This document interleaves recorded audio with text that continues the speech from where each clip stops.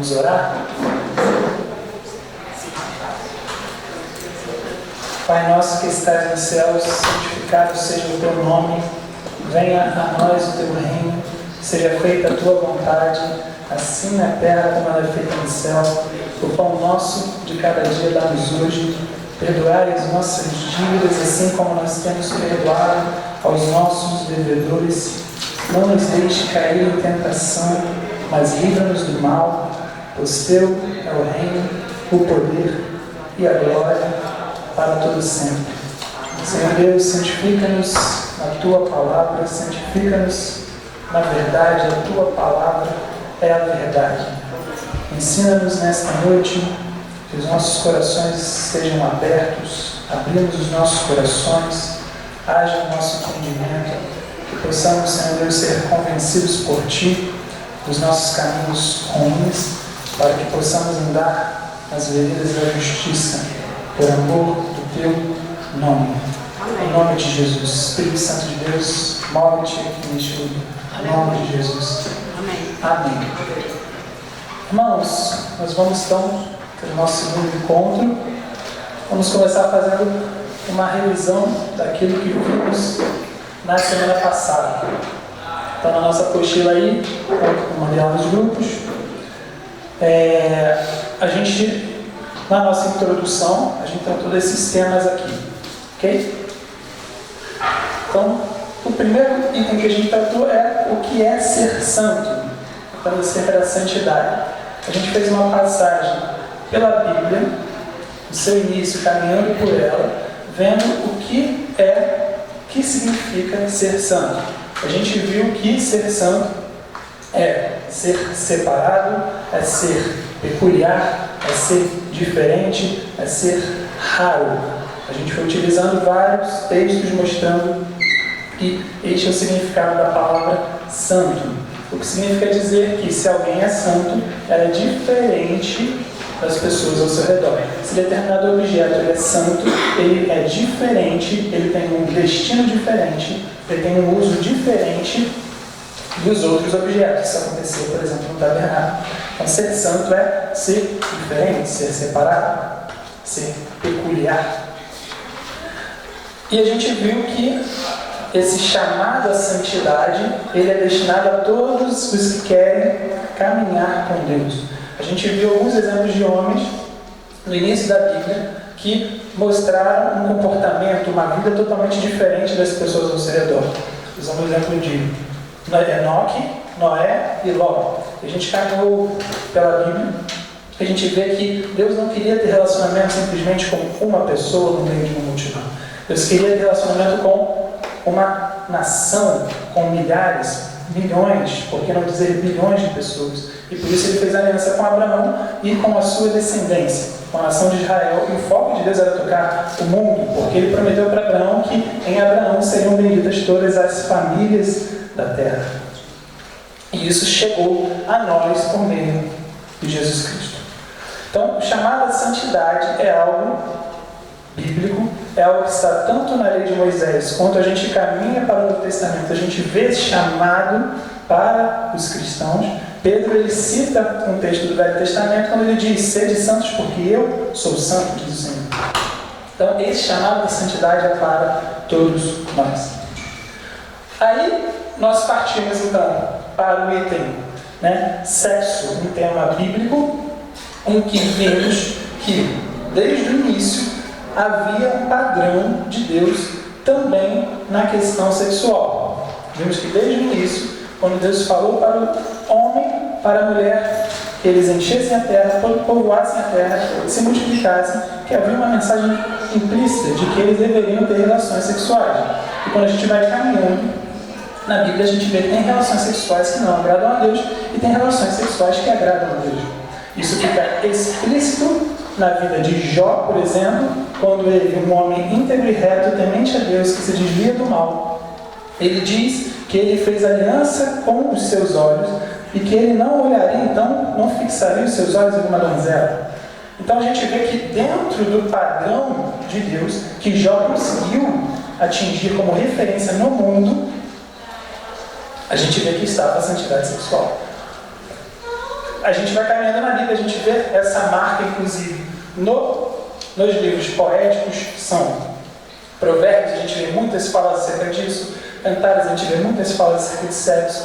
Quando a gente vê os livros dos profetas e profecias de profetas, mesmo fala dos livros dos profetas, a gente vê correções com relação a pecados sexuais. Quando a gente vai para o Novo Testamento, a gente vê falas de Jesus com relação a pecados sexuais.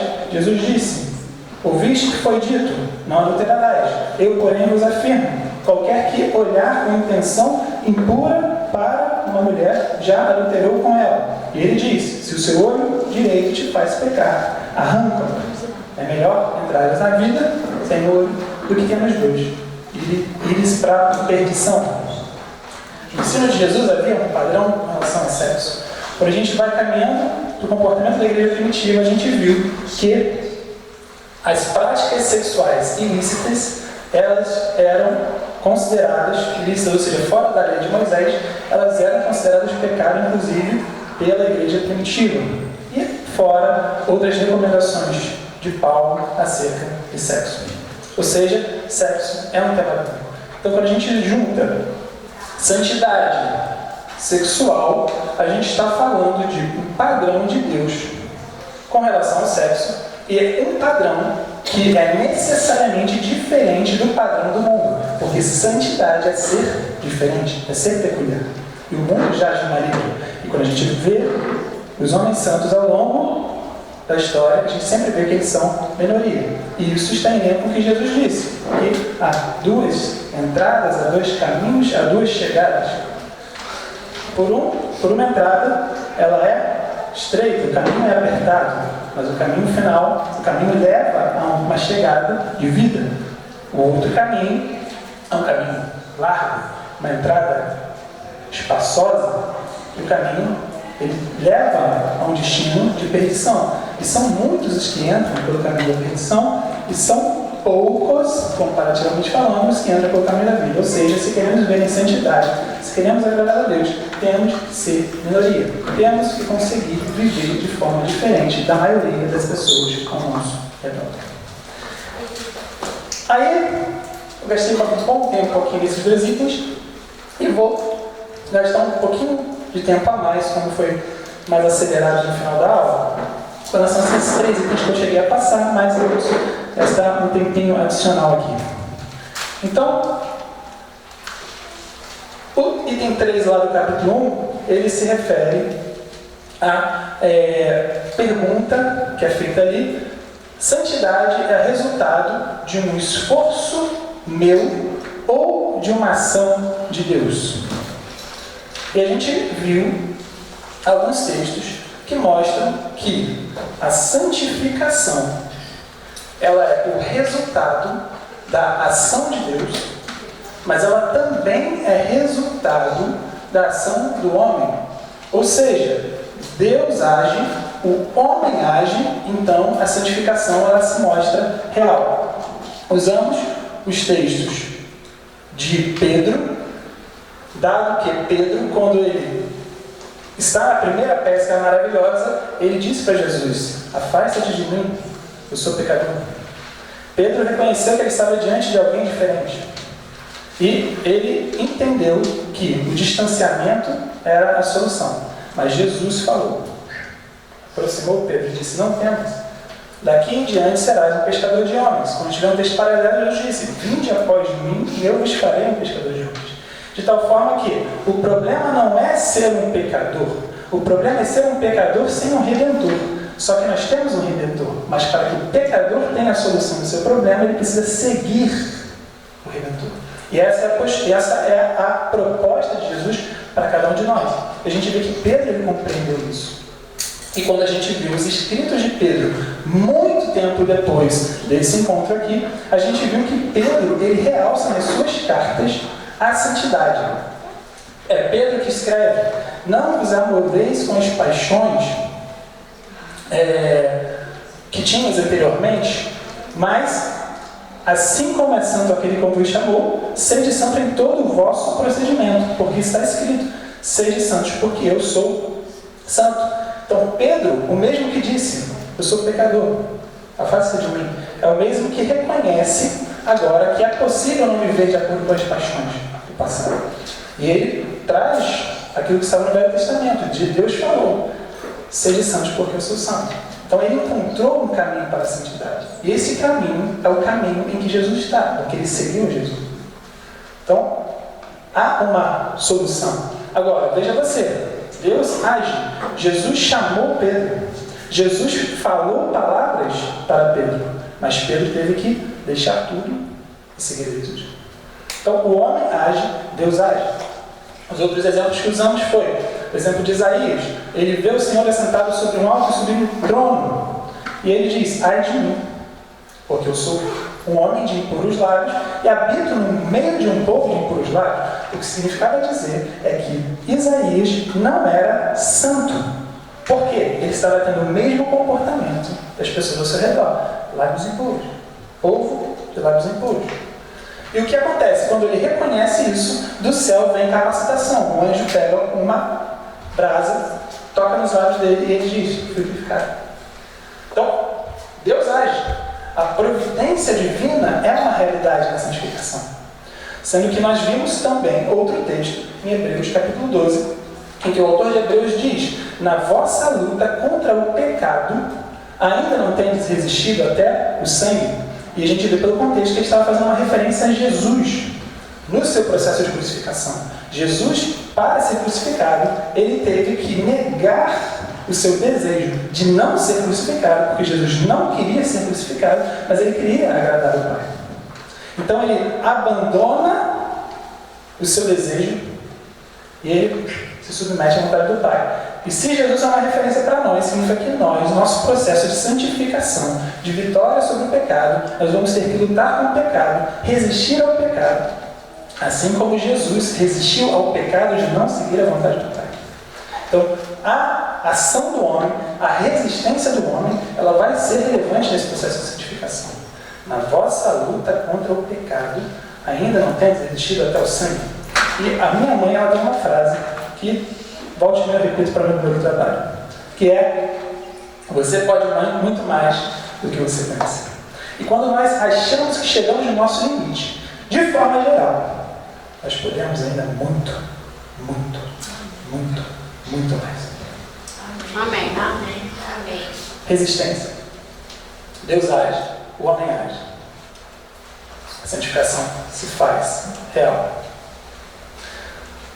Partimos para o item dos filtros. Ou seja, o que são os filtros?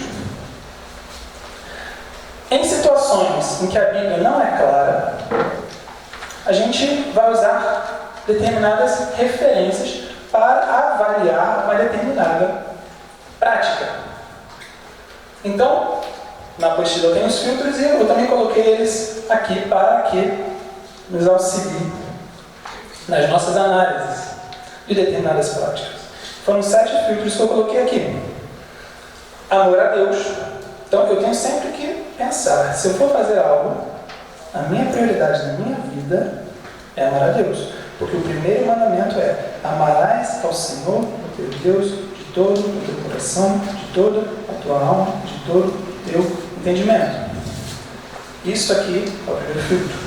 Eu tenho que sempre filtrar as minhas ações em relação à minha devoção a Deus. Segundo, o segundo mandamento, o segundo maior mandamento, segundo Jesus, amarás o teu próximo como a ti mesmo. Então, se aquilo que eu for fazer for trazer algum impacto para alguém, tem que estar atento a isso. Filtrar as minhas ações pelos impactos em outras pessoas. Honra e obediência aos pais. Qual o impacto disso na reputação dos meus pais? Qual a opinião dos meus pais com relação a determinada ação? Isso é relevante na avaliação se eu faço ou se eu não faço? O quarto filtro, e cada filtro desse tem textos correspondentes na apostila. Eles aparecem. Quarto filtro, na dúvida, não faça. Então, nós temos na Bíblia a indicação de que se algo não provém da fé, Romanos, capítulo 14, versículo 23, então, tudo que não provém da fé é pecado. Se algo não provém da fé, é pecado. Se eu tenho dúvidas, já vi um contexto ali, mas a ideia geral é, se eu tenho dúvidas, é melhor não fazer. Por quê? Se eu fizer, a palavra de Deus diz, pecado. Quinto filtro, impacto na reputação e no futuro. Esta ação, ela vai trazer algum resultado positivo ou não? Qual o impacto disso? Reputação. O que as outras pessoas, quando olharem para mim, vão pensar acerca de mim? Eu tenho que lembrar que eu sou um filho de Deus. Eu tenho que refletir a imagem de Jesus. Esse é o meu destino. Então, qualquer ação que eu for fazer, eu tenho que estar atento. Qual o impacto disso na minha reputação? As outras pessoas estão vendo. Vós sois a luz do mundo. Assim brilha a vossa luz diante de todos os homens. Então, se o que eu for fazer não é iluminação do mundo, tem que estar atento. É um indício de que não devo fazer. Sexto filtro, consciência e direção do Espírito. A gente vai tratar mais de consciência hoje nesse nosso encontro aqui. E direção do Espírito significa dizer o que o Espírito Santo, que está dentro de mim, ele está falando acerca daquilo. A Bíblia diz que os que são guiados pelo Espírito de Deus, eles são filhos de Deus. O dirigir do Espírito Santo deve ser uma realidade da nossa vida. E a gente deve estar atento, ouvindo o Espírito Santo. Porque quem ouve e pratica, este está construindo a sua vida sobre a rocha. Mas se eu ouço e eu não obedeço, eu estou construindo a minha vida sobre a areia. E as consequências disso vão vir. Por quê? De Deus não se zomba. O que o homem semear, isso ele vai colher. E o sétimo filtro é a motivação. Ou seja, por que eu quero fazer aquilo? Porque Deus sonda os corações. Então eu posso esconder as minhas motivações de qualquer pessoa, mas Deus está vendo. E por que eu quero fazer aquilo? Algo relevante. E aí, um ponto a se pensar é: será que de fato eu tenho que passar as minhas ações por 7 filtros? Eu diria até que há mais filtros desse na Bíblia. Será que isso não é um exagero? Será que o Jonatas colocou 7 filtros porque ele é alguém organizado o suficiente para encontrar 7 filtros e para pensar os seus atos dos 7 filtros? Eu não sou assim, eu sou mais inspirativo, eu sou mais instintivo. Eu entendo que há diferença de comportamento entre pessoas, mas o problema é que a Bíblia nos mostra que passar as nossas ações pelas Escrituras é o que Deus quer para nós. E onde isso está escrito?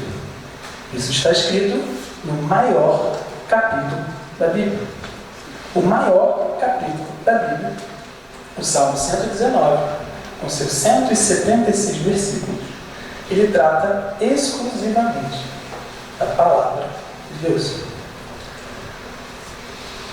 Neste capítulo, o salmista chama a palavra de Deus de palavra, de leis, de juízos, de decretos, de mandamentos. Mas todos os versículos falam acerca da palavra de Deus. E quando a gente vê, por exemplo, o versículo 4, a gente vê o salmista dizendo: Tu ordenastes os teus mandamentos para que os cumpramos à risca. Palavra de Deus. Quando a gente vai para o versículo 9, a gente vê o salmista dizendo: Como poderá o jovem guardar puro o seu coração? E ele responde: Observando-o conforme a tua palavra. Ou seja, como eu posso, ou até um idoso também pode, guardar puro o seu caminho? Eu vou observar o meu caminho, seja o meu caminho passado, seja o meu caminho futuro, segundo a tua palavra. É isso que a Bíblia nos ensina.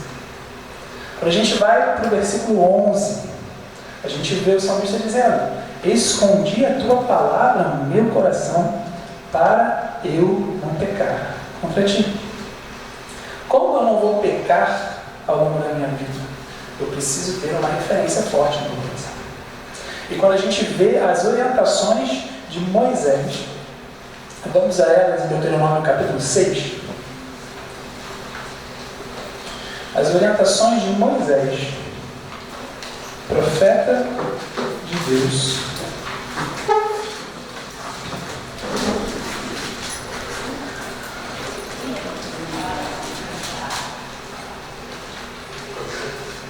Deuteronômio capítulo 6. Deuteronômio capítulo 6, versículo 5. A Bíblia diz: amarás, pois, o Senhor teu Deus de todo o teu coração, de toda a tua alma e de toda a tua força. Estas palavras que hoje te ordeno estarão no teu coração. Agora ouça.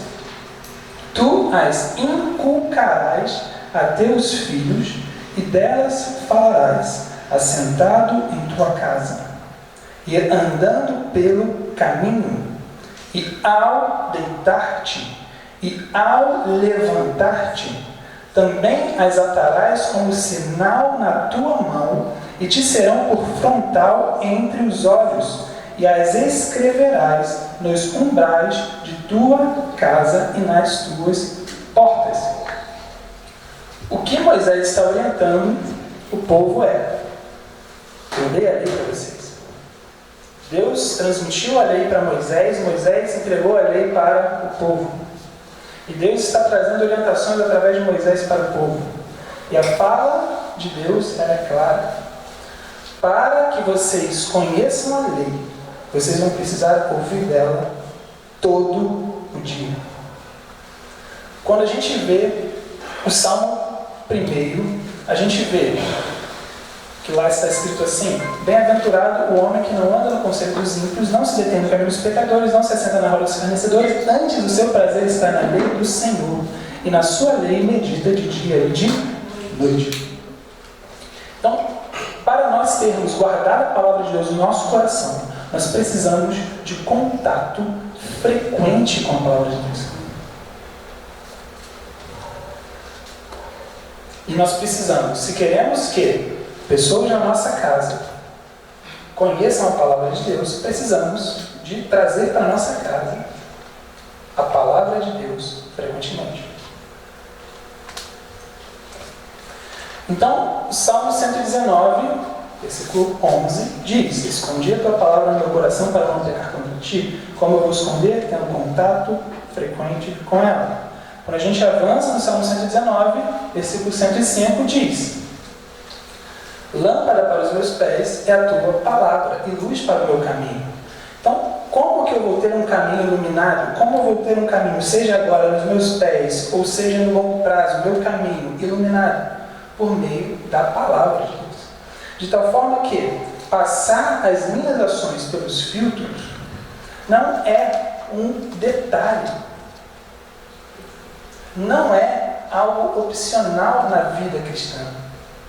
O maior capítulo da Bíblia trata da palavra de Deus. E se eu quero viver uma vida boa, e eu preciso passar as minhas ações, as minhas motivações, os meus desejos, os meus planos, tudo por esse filtro. E Jesus disse isso: aquele que ouve as minhas palavras e as pratica é semelhante ao homem que construiu a sua casa sobre a rocha. Aquele que ouve as minhas palavras e não as pratica é semelhante a alguém que construiu sua casa sobre a areia. Veio a tempestade, veio o vento, veio a chuva, não destruiu. Veio a tempestade, veio o vento, veio a chuva. Grande foi a sua ruína. O que nós queremos? Deus traz para nós os recursos. Cabe a nós utilizarmos, nos expormos, ouvirmos, praticarmos. Algo que eu pontuei foi com relação ao período do conflito de interesses. Ou seja, quando eu vou submeter as ações da minha vida aos filtros, eu tenho que tomar cuidado, porque parte do meu ser, que é a minha carne, ela não quer fazer a vontade de Deus. Mas parte do meu ser, que é o meu espírito recriado, quer.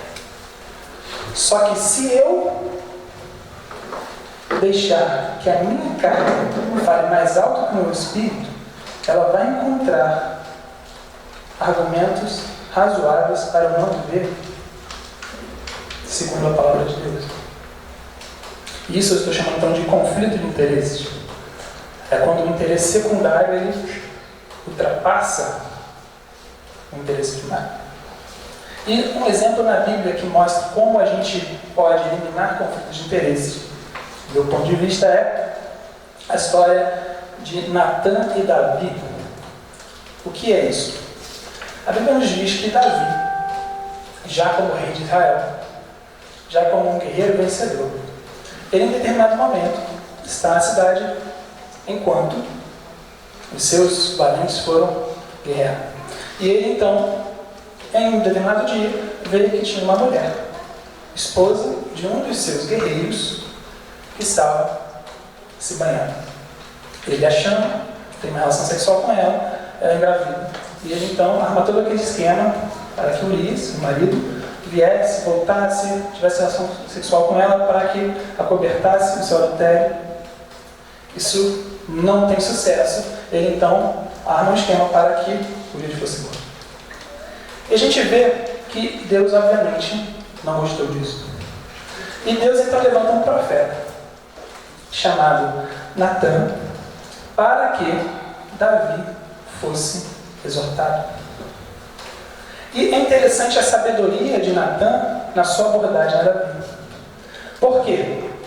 Natã conseguiu tirar todo o conflito de interesses de Davi. Por quê? Davi, ele tinha adulterado e ele tinha matado um homem. Quando chega a notícia de que o Urias falou, ele falou, sem problema. Na guerra tem gente que morre mesmo. Ele arrumou um argumento. Show. Então Davi estava montado por conta dos seus desejos carnais, os impactos que isso teria para ele, resolveu o problema. Natã, em vez de chegar e falar com Davi, rei, há um rei nesta terra que adulterou com uma mulher e depois mandou matar seu marido. O que o Senhor acha disso? Não foi isso que Natã fez. Porque nesse julgamento, Davi ele estaria altamente conflitado. Ele era o cara. O que Natã fez? Ele pegou os mesmos princípios e colocou numa situação diferente. E o mais importante, do meu ponto de vista, tirou Davi da jogada. Ele colocou Davi como juiz de alguém. E aí, a história que Natã conta, então, foi: rei, havia um homem que tinha rebanhos, manadas, toda sorte de mamíferos, e veio um viajante, ou seja, um elemento temporário, ele veio. E o que este homem fez foi pegar a cordeira, a única cordeira de um homem, que este homem criava como se fosse sua filha, pegou a cordeirinha dele e deu para o viajante. Quando ele falou isso, Davi, o juiz, disse: este homem é digno de morte e que se restitua 4 vezes. Neste momento, o profeta diz: você é o homem. Veja você que Davi, ele não pensou 2 vezes antes de proferir um julgamento com justiça. Por quê? Ele não era o réu. E essa foi a sabedoria de Natã. Quando a gente vai avaliar as nossas situações aqui, uma forma é a gente conseguir situações parecidas em outras circunstâncias, ou então pensar: não sou eu, é o camarada que eu não admiro. Se eu visse alguém que eu não admiro, alguém que eu acho carnal fazendo isso aqui, eu ia olhar para aquilo e ia falar assim: pô, esse cara está se convertendo. Ou ia pensar: pô, isso é típico de alguém carnal. Sair da situação. pensar, quem faz esse tipo de coisa? Quando eu vejo uma pessoa fazendo isso, o que me vem à mente? Essa pode ser uma evidência de como você pensa acerca do tema de verdade. Porque muitas vezes, quando a gente vai avaliar determinada coisa, a gente, quando conosco, a gente costuma muitas vezes analisar. Pessoas são diferentes, mas muitas pessoas fazem isso. Então, por exemplo, no nosso tema aqui, santidade sexual. Então, o tema que toca as mulheres. Vou usar um determinado decote. Devo usar? Então vamos pensar. Se a mulher for casada, pensa. Se uma mulher vier com esse decote, e eu tiver com meu marido, o que eu vou... Ela está vindo aqui. O que eu vou olhar? O que eu vou pensar? Normal. Ou vou pensar piranha? É um pensamento. Por quê? Talvez isso mostre como você considera esse tipo de prática. Porque se você pensou piranha, então quando você vai colocar no decote, pode ser que você esteja se julgando uma piranha. Saia da situação. Coloque uma pessoa, outra pessoa na jogada. Pense nas situações da vida. E isso vai mostrar como nós realmente pensamos.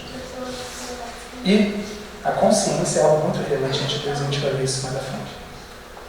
Como nós julgamos. Os filtros. Isso realmente é algo muito importante. E o último item que eu tratei aqui, né, na aula passada, concluindo a nossa revisão, foi o E ou ou. Então, o que eu coloquei nesse item é um perigo que existe. Perigo. Isso aqui é uma caveira, para quem não percebeu.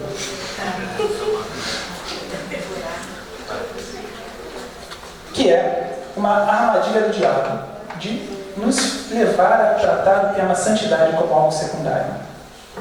Então, o que eu falei foi que nas minhas observações, nas minhas conversas com algumas pessoas,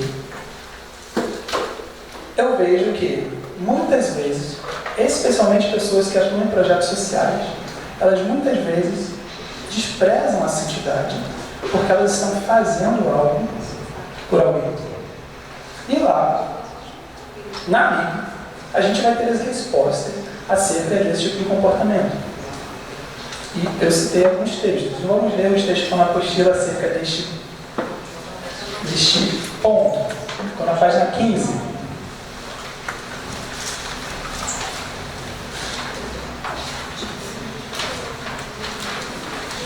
Página 15, a gente vai ver alguns textos aí. Mateus 7, 21 a 23. Nem todo que me diz Senhor, Senhor entrará no reino dos céus, mas aquele que faz a vontade de meu Pai que está nos céus.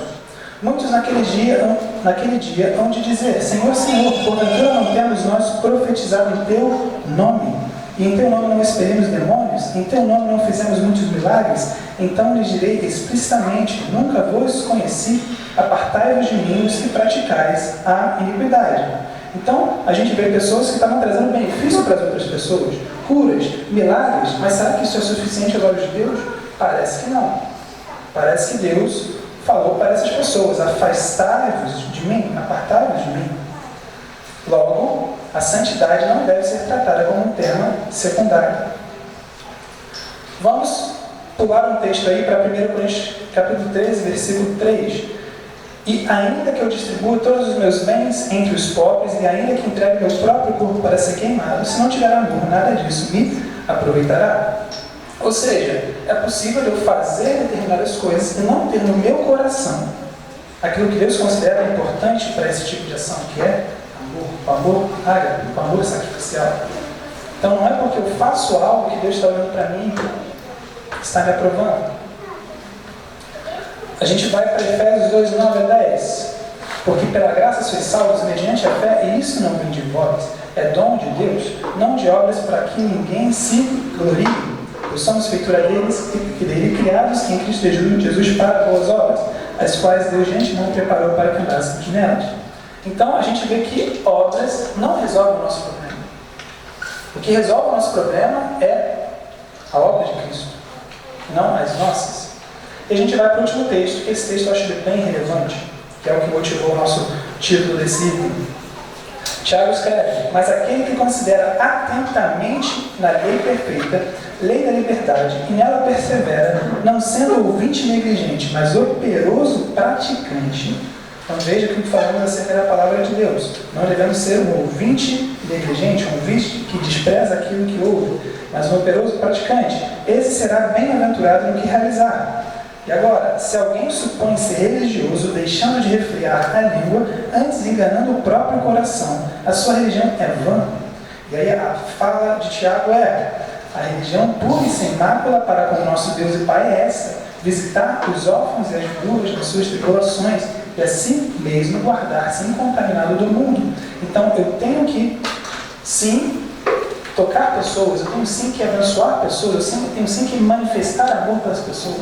Mas a religião pura e sem mácula não é simplesmente isso, é o e manter-se incontaminado do mundo. Muitas pessoas podem fazer muitas coisas por muitas pessoas, mas Deus tem prazer em homens santos. E a gente não deve simplesmente trazer prazer para pessoas. Nós temos que trazer prazer para Deus, com o nosso coração puro diante dele.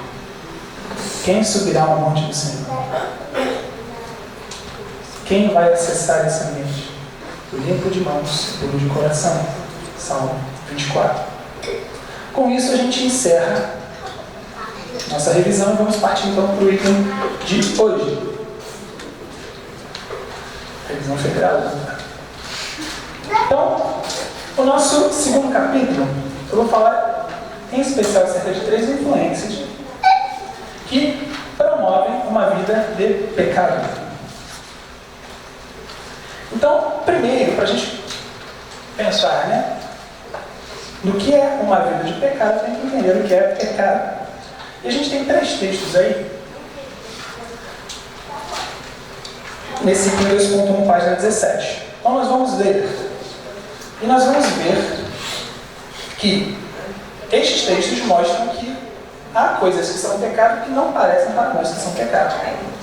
Então, primeiro item. Quanto a mim, Samuel está dizendo aqui: longe de mim que eu peque contra o Senhor, deixando de orar por vós, antes vos ensinarei o caminho bom e direito. Samuel estaria pecando se não orasse pelo povo? Não orar pelo povo, sendo chamado para orar pelo povo, é pecado? Parece que sim, é assim que Samuel via. Romanos 14, 23. Mas aquele que tem dúvidas é condenado a se comer, porque o que faz não provém de fé, e tudo o que não provém de fé é pecado. Então pecado não são só aquelas listas de coisas ruins, aparentemente negativas? Não. Pecado pode ser outras coisas. Terceiro texto. Portanto, aquele que sabe que deve fazer o bem e não faz, nisso está pecando. Então, se eu sei que eu devo fazer algo e não estou fazendo, pecado. E por fim, Tiago 1, 13 e 15. Ninguém ao ser tentado diga: sou tentado por Deus, porque Deus não pode ser tentado pelo mal, e Ele mesmo a ninguém tenta. Ao contrário, cada um é tentado pela sua própria cobiça, quando esta o atrai e seduz. Então a cobiça, depois de haver concebido, dá luz o pecado. Este último texto mostra que o pecado é um processo. Nem sempre é algo pouco. Muitas vezes é uma construção. Então veja você que pecado, quando a gente vê essa palavra pecado no segundo texto que a gente leu, a palavra no original para pecado, então no original no Novo Testamento, então a gente está falando de uma palavra no grego, significa errar o alvo. Pecado é errar o alvo. Se pecado é errar o alvo, é porque há um alvo para eu acertar. E aí a pergunta é: qual é o alvo?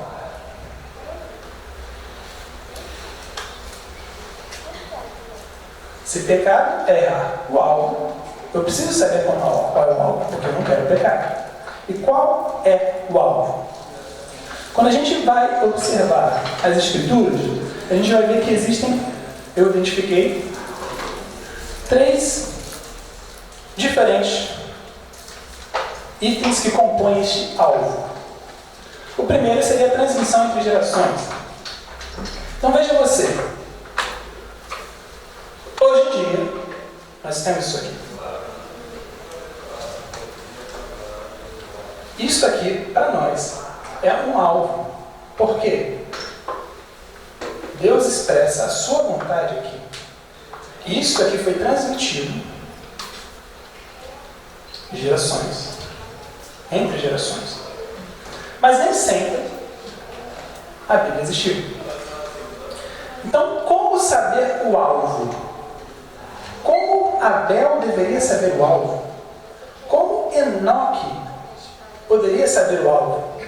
Então, me parece que Adão e Eva receberam um alvo de Deus, que seria o nosso segundo item: transmissão direta de Deus. Deus falou para Adão e Eva: não comam da árvore que está no meio do jardim. Um alvo, transmissão direta de Deus. Mas cerrou o alvo. E o que a gente vê? A partir daí, as pessoas não tinham mais o jardim do Éden como referência. O alvo não passou a ser mais comer de uma árvore ou não comer de uma árvore. Eles não tinham mais acesso à árvore. Como saber o alvo? Então você vê que, pelas histórias que foram sendo contadas de geração em geração, Enoque lá ouviu: Abel deu uma oferta das primícias, Caim deu uma oferta ao final dos tempos. Eu acho que Deus não gosta de oferta no final dos tempos. Ele depreende o alvo a partir das histórias que foram sendo transmitidas ao longo de gerações.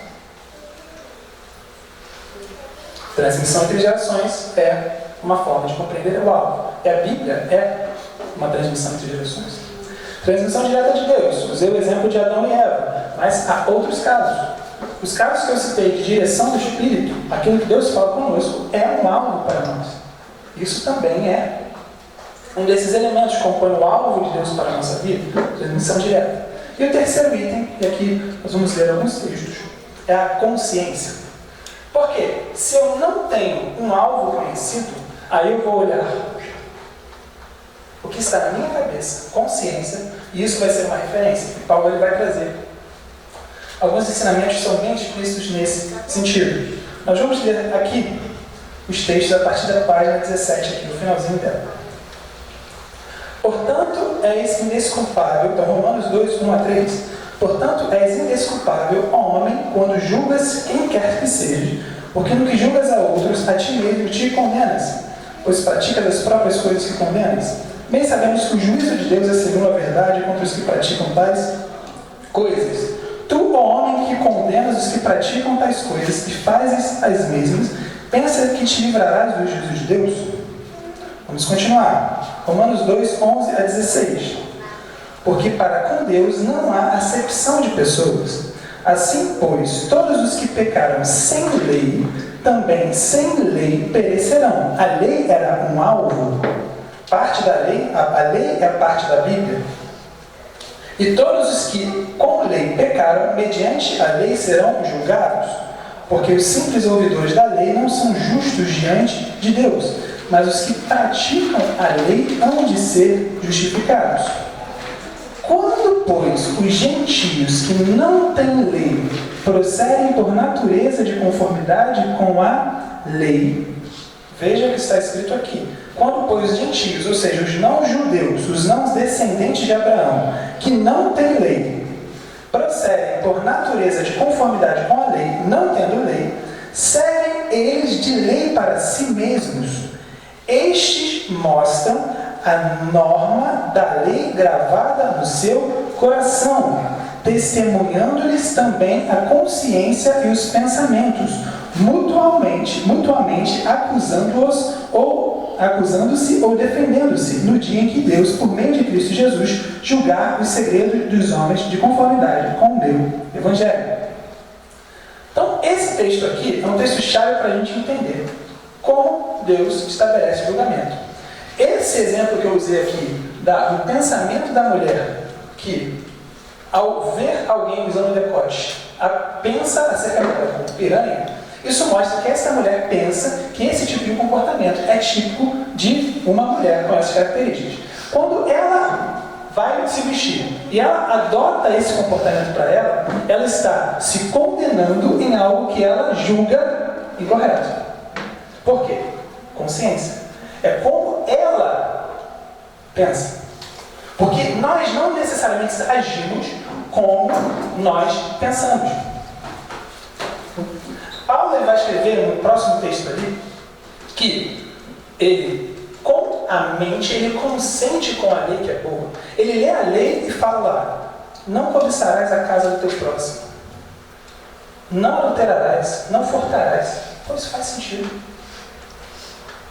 O cara trabalhou para conseguir o que ele tem, eu vou lá e vou pegar o que é dele. Com a mente faz sentido. Mas isso não faz com que necessariamente alguém que considere aquilo como correto não age daquele jeito. Por quê? A carne às vezes fala mais alto. Então veja você como a consciência é um elemento relevante nisso. E aqui é outros textos, e realmente recomendo que vocês leiam em casa esses textos. Consciência. Consciência manda muito nessa questão de santidade. A Bíblia diz que a quem muito é dado, muito será cobrado. Uma coisa é eu me relacionar com Deus não tendo a Bíblia. Outra coisa é eu me relacionar com Deus tendo uma referência. A Bíblia diz, Jesus disse, que aquele que não conheceu a vontade do seu Senhor e não a realizou, receberá poucos açoites, juízo final. Aquele que conheceu a vontade do seu Senhor e não a realizou, receberá muitos açoites. A quem muito é dado, muito é cobrado. Consciência é muito relevante. Então, o alvo ele pode ser composto por esses três elementos. Então, pecado é errado alvo. Mas eu não quero ver uma vida de pecado. E como eu consigo não ver uma vida de pecado? Na minha cabeça, a partir de um texto, está em Efésios, capítulo 2, vamos ler ele, que ele é muito chave para o que a gente vai falar aqui. Efésios, capítulo 2, é o item 2.2, página 20. Efésios 2, é o item 2.2, Efésios 2, capítulo 2, versículo 1 a 3. A Bíblia diz, Paulo escrevendo: Ele vos deu vida, estando vós mortos nos vossos delitos e pecados, nos quais andais outrora. Então, nós estávamos andando em delitos e pecados. E esse caminhar em delitos e pecados, ele era segundo, ele estava de acordo com o curso deste mundo. Ele estava de acordo, segundo, o príncipe da potestade do ar, do espírito que agora atua nos filhos da desobediência, entre os quais também todos nós andamos outrora. E, em terceiro lugar, ele estava também de acordo, segundo as inclinações da nossa carne, fazendo a vontade da carne e dos pensamentos. E éramos, por natureza, filhos da ira, como também os demais. O que significa dizer que a influência do mundo, a influência de demônios, príncipe da potestade do ar, e a influência da carne, combinados, elas levam o homem a uma vida de pecado. Vamos refletir no pecado original. Qual dessas três influências afetou a Eva?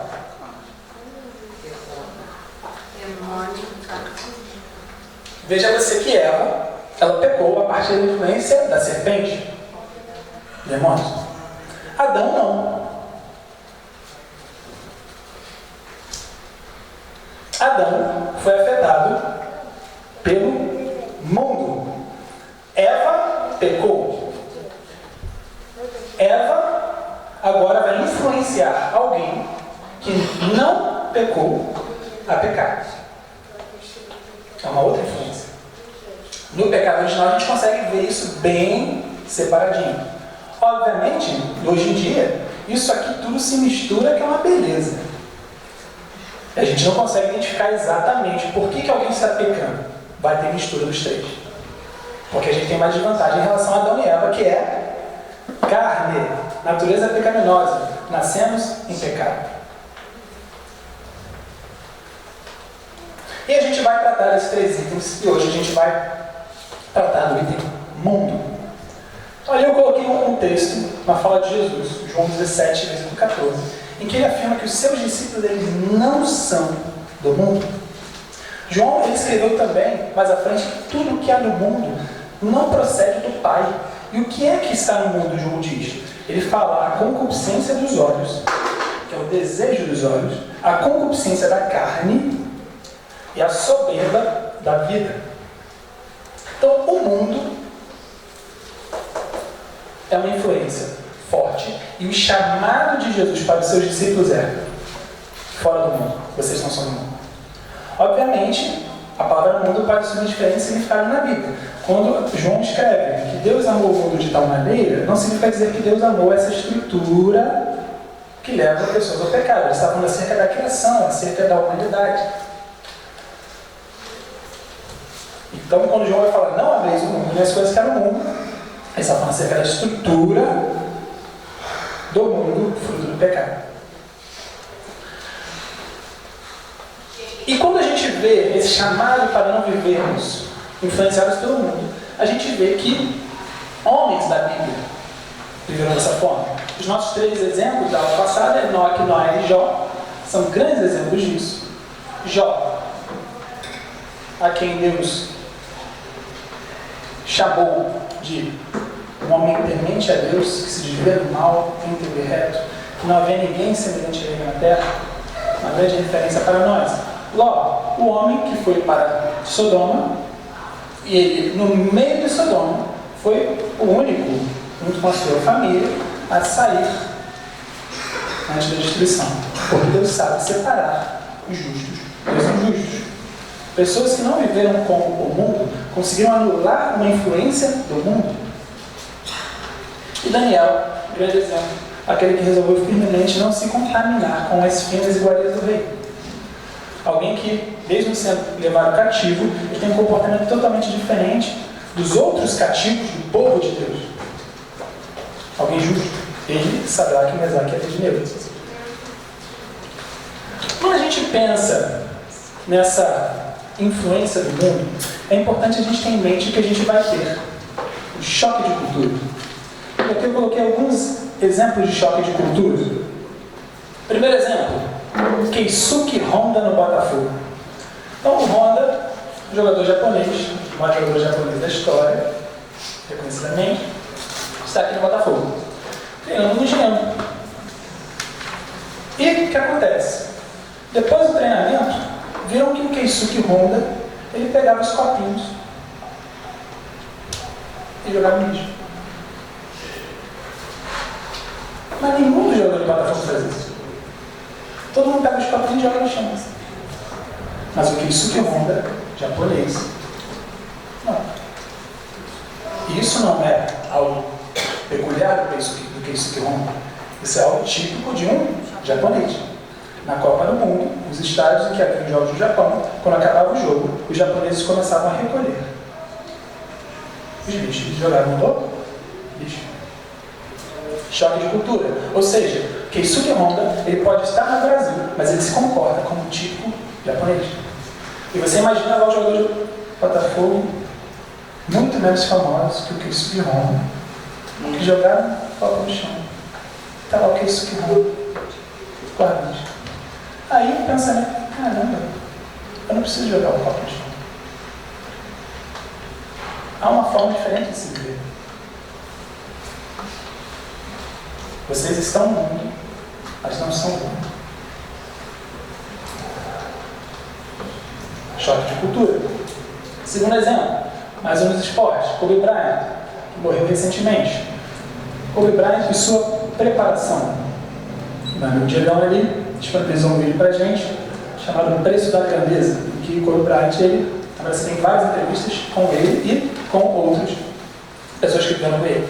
Tem um momento que um atleta que jogou contra ele dá um depoimento. Ele fala que em determinado dia ele ia jogar contra o time do Kobe Bryant, que tinha o Kobe Bryant, tinha o Shaquille O'Neal, o time campeão.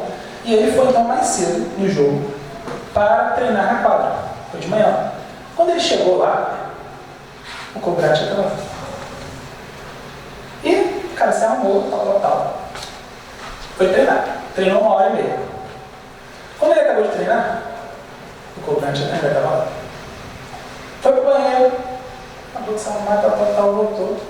E ainda estava lá. Passou uns 25 minutos, acabou o treino cobrando. Naquele dia, o cobrante no jogo fez 40 pontos. Quando acabou o jogo, esse oponente foi lá falar para mim: Cobra, por que você fez isso? Por que você treina daquele jeito? E aí o cobrante falou para ele: eu vi que você estava lá. E eu quero que você saiba, não é nada pessoal. Tudo que você estiver disposto a fazer, eu estou disposto a fazer mais. E aí esse camarada falou que aquele dia ele acordou para esse patamar de competitividade. Ele disse: eu preciso fazer melhor. Ou seja, quando a gente vê um comportamento diferente do nosso comportamento, dá um choque. E nesse caso a leitura do cara foi: eu preciso parecer. Choque de cultura. Terceiro exemplo, esses são menos famosos. Estevão e Jonatas indo para Goiânia. Pena que Estevão não está aqui para confirmar as minhas palavras. Ano de 2002, mês de dezembro, eu e Estevão fomos de ônibus para Goiânia. Cerca de 20 horas de viagem. E há pessoas, né, que entram no ônibus, ficam caladas a viagem inteira e saem sem falar nada. Há pessoas que trocam algumas palavras. Há pessoas que puxam assuntos. Há pessoas que puxam qualquer assunto. E aqui dentro temos algumas pessoas que puxam assuntos de forma aleatória com uma majestade e tal. É muito impressionante. Mas o que aconteceu foi que estávamos eu e Estevão lá. Pela minha conta eu tinha 14 anos, o Estevão tinha 15, quase para 16. E a gente, né, desde criança ensinado, todos meus pais, em especial minha mãe ali, na leitura da Bíblia, a gente tinha a nossa bagagem. A Bíblia tinha CDs, tinha um Discman lá, que era um aparelho assim, né, que você botava um CD assim, tocava música. E em determinado momento da viagem, um camarada começou a puxar assunto com a gente, um cara mais velho que nós. E ele começou a falar várias coisas promíscuas. E aí tinha uma moça loura, que às vezes ficava lá na frente com o motorista, acho que ela ia fumar. E aí, em algum momento da viagem, vem esse camarada e fala para mim: Estevão, qualquer coisa vai ser aqui mesmo. Dando a ideia de que ele estaria disposto a ter relações sexuais com mulher dentro do ônibus, não sei exatamente aonde, talvez o banheiro, é o que eu imagino, seria menos grave. E aí, 20 horas de viagem, descido, grau, todos os graus da história, você passa por ele. E aí, eu sei que em um momento, o cara viu, imagino que o cara viu a Bíblia, viu o CD, não sei o que foi. E aí, ele, vocês estão vendo, não sei o que, tal. Aí o cara soltou uma assim: não, estou tendo problema no casamento, mas eu estou querendo voltar com a mulher, estou querendo me catar. Aí eu lembro que eu soltei a frase: não está aparecendo não.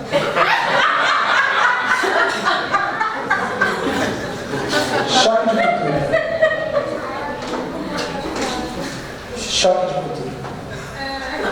Muitos homens acham que podem falar qualquer promiscuidade para qualquer outro homem. Isso é algo muito curioso, né? Como a mentalidade dos homens. Outro exemplo de Estevão, mas esse não vai ficar para hoje. Vamos pelo menos acabar esses dois itens aqui. Meu próximo item de choque de cultura é a palavra do Silas Malafaia no Descende. Um evento que aconteceu recentemente. Cada líder estava trazendo palavras curtas, de 5, 10, 15 minutos, e o Silas trouxe uma palavra, em que ele falou algumas coisas. E muito nesse contexto de mundo, de não ser influenciado pelo mundo. E o que ele disse?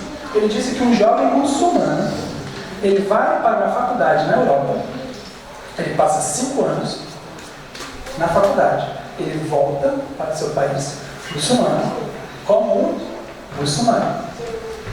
E aí ele estava dizendo que o jovem evangélico brasileiro, ele vai para a faculdade e depois de 3 meses ele está chamando os pastores de fascistas e homofóbicos. Ou seja, a fala dele é: o mundo está influenciando a igreja. Choque de cultura. O muçulmano consegue. Por quê? Choque de cultura.